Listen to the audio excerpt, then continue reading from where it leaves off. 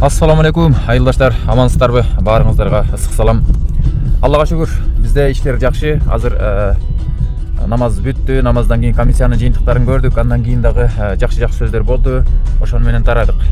Бизде убакыт 12ден 17 мүнөт өттү. Кандай жаңылыктар болгонун кийинки видеолордо көрсөтөбүз. Азыр мен башка нерсе жөнүндө айтмакчымын.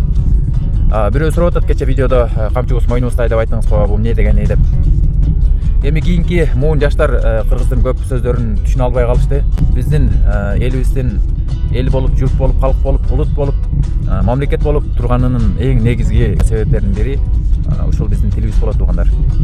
Камчыбыз мойнубузда деген сөздүн маанисине токтолуш үчүн камчы жөнүндө бир аз айтып коюш керек болот. Биздин ата бабалар илгертен эле бардык эле сөздү сөз менен айтып, урушуп же болбосо мындай түшүндүргөн эмес. Көп эле иштер кыймыл аракеттер менен, ымдоо жаңсоо менен, ымала ишара менен түшүнүшкөн. Алар бири-бирин көз караштар менен түшүнгөн. Бардык эле нерсени айтыш керек болсо сөз менен айтып түшүндүргөн эмес. Бүгүн биз балабызга же бири-бирибизге түшүндүрүш үчүн аябай көп сөз сүйлөп атпайбызбы, түшүнбөй атабыз. Алар андай кылбаган, кыймыл аракет менен түшүнүшкөн.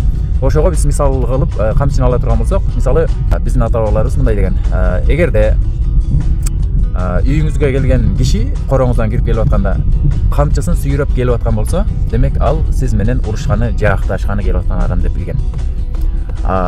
Эгерде камчыны колунда кармап келип аткан киши болсо, ал кабар айтканы, өкүм угусканы келип аткан адам деп билишкен. Эгерде камчысын конучуна салып келип аткан болсо, демек жатар конок деп билишкен. Эгерде камчысын аттан түшүп туруп эрдин кашында калтырса, ал шашып жүргөн киши, бат эле келип, бат эле иштерин бүтөрүп кете турган киши, кетарман киши. Андыктан ага жеңилирээк тамак жасап, батыраак кеткенге даярдашкан. Ошондой эле камчысын колтугуна кысып келсе, демек бул мал издеп жүрөт деп билишкен да. Ал эми камчысын мойнуна асып келсе, бул күнөөлүү адам. Күнөөсүнө кечирим сураганы келди. Же болбосо бир муктаждыгы бар, ошол муктаждыгына жардам сурап келди деп билишкен. Камчыбыз мойнубузда деп айтканыбыздын себеби, биз азыр муктаж болуп турган адамбыз, туугандар. Ушул балага максат энибизге жардам берип коелу деп элден муктаждыктан улам жардам сурап аткан адамдарбыз. Ошон үчүн камчыбыз мойнубузда деп айттык. Аллах Таала камчыбызды мойнубуздан алсын, ишибизди жеңилдетсин, баарыңыздарга жардам берсин. Кыямат күнү жүзүңүздөр жарык болсун.